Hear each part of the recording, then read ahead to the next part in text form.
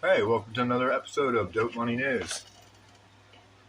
I'm Carl. I'm your host. This is my guest, Rachel. Hi, She's a guest with the most. I'm Rachael. Dewey now. Today we're talking about dope money. How much maybe a woman like Rachel would spend in her lifetime. But we also want to tell a little bit about her life story, let people know a little bit like reality of what dope does. And so I guess this is Rachel's story. Rachel, thanks for coming on the show. You're welcome. Thanks for having me. No problem. Um, So we went over some notes and stuff, and I kind of got a general idea. It started with cigarettes and maybe sneaking a beer here and there when you were, what, 15, 16? Yeah, like before high school from my parents. Yeah. Still in grade school, sneaking a beer here and there. Yeah. Was it because of friends' peer pressure, or you think it was just your own idea? I see my parents doing it. Right, and they were having a good time. Yeah. I hear you. So, you weren't really spending any dope money on that at that time, though. I mean, cigarettes. It was all just sneaking it. Yeah. Yeah, mostly. I got you. And then, I was just more trying to hide it from them, if anything. Right. But then you started smoking weed in high school, right? Yeah. And you're still drinking a little bit of alcohol. But this is probably like your first experiences in spending money on dope, because then you started buying like $20 bags here and there. Of weed, yeah. I would spend about $20 every other week, probably. Okay. And then so you started doing Adderall, though.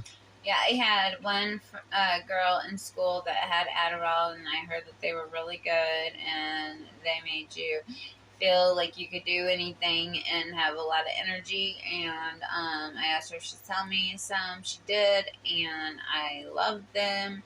I snorted them, but then whenever I tried to get more, she never had any more. So I would have been addicted at that point had I had the opportunity to get more. So. But the supply was short, so you're still only spending about $10 a week. Yeah. But then you progressed to meth. Once you progressed to meth, you started living with a weed dealer. It was weed. I moved in with my son's dad, and he was selling weed. Uh-huh. And whenever that happens, other drug addicts come along and introduce you to meth. Introduce me to meth. And I have low self-esteem. I suffer from an eating disorder and body dysmorphia.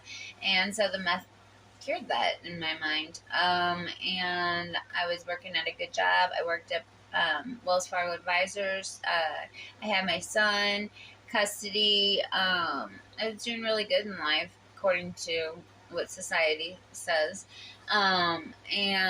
But in the background, behind the scene, I was buying meth, about $25 a week. It was, not too much at that time, and just kind of not letting anybody know, but I was doing it, yeah.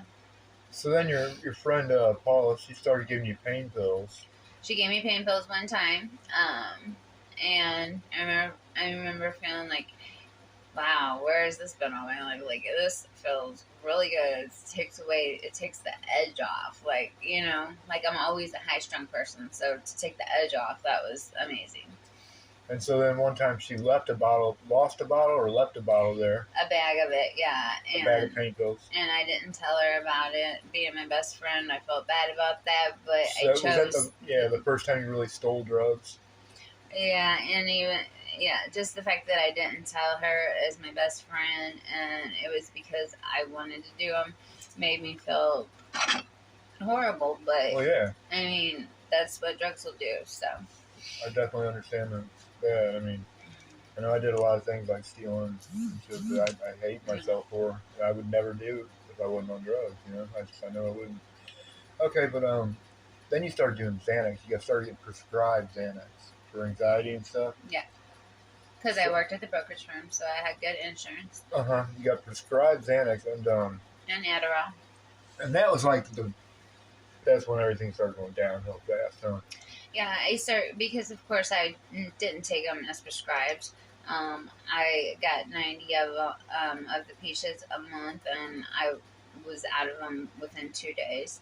Um, So now you start spending $25 to $100 a week just on Xanax and stuff, right? yeah, well, my mom had herniated disc in her back, so she would go to the pain clinic, and we worked at the brokerage firm together. So if I was having a bad day, she would say, "Come down and get a Percocet, and it will cure your day," and it did for me. And so, um, I, me and her both would go to the dope man after work and buy pills.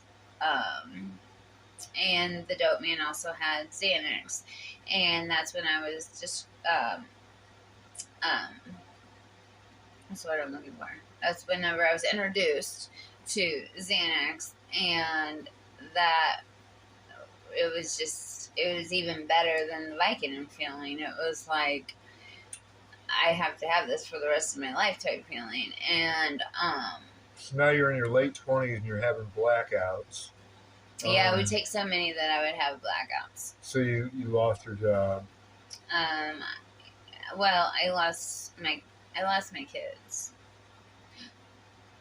Well, I first had blacked out so bad that I had took my daughter for a walk in her stroller, not remembering any of it, and left her in an alley, and came back and went to sleep. And the cops were called, and of course DFS got involved, and I went straight to rehab the next day. And that was at Center Point, right? Center Point in Hospital, St. Charles. Weldon Springs Hospital. And because at that point I knew I had a problem. I would never put my kid's life or anything in harm's way or danger. And so I went in there, did the inpatient treatment for 30 days, came out, lived again at the same house with my daughter's dad and my son, and was working at the brokerage firm again. And it was just, nothing was the same. The dope man was still calling me and telling me he had a bunch of stuff, wanting to see me. And I started doing it within 2 weeks, if that. And I had ended up, what was the place? Well, but when you first got out of Center Point, they had you on Suboxone, right? Yeah. So this was your first Suboxone, right? First time you ever prescribed Suboxone. Yeah. And did you get addicted to Suboxone that time? No. Really? How long were you on it? Well, I was in there for a month, but then, like, a couple weeks after I got out. And then but I was also... You were able to just quit Suboxone cold turkey and you didn't have no withdrawals? From what I remember, yeah. Wow. But I was also still prescribed the Xanax, so they were waiting for me at the pharmacy from when I was in treatment. So I was going to pick them up at the same day that I was going to pick up my son's birthday cake, and I asked my daughter's dad to please watch the kids because I didn't want to take them with me. I knew I was going to pick up my Xanax, and I picked up my Xanax first and took 9 of them at once and went over across the street to the Walmart, but first to the gas station, and that's the last thing I remember before the police Somebody surrounded called me. and said you were driving erratically. And I was, yeah. And so they put me in a psych ward because I apparently said something about I was going to commit suicide. And so this was at like 9 minutes. Do you want to cut it off real quick? No, it's okay. Let's go ahead and finish it. It'll cut off on time. So after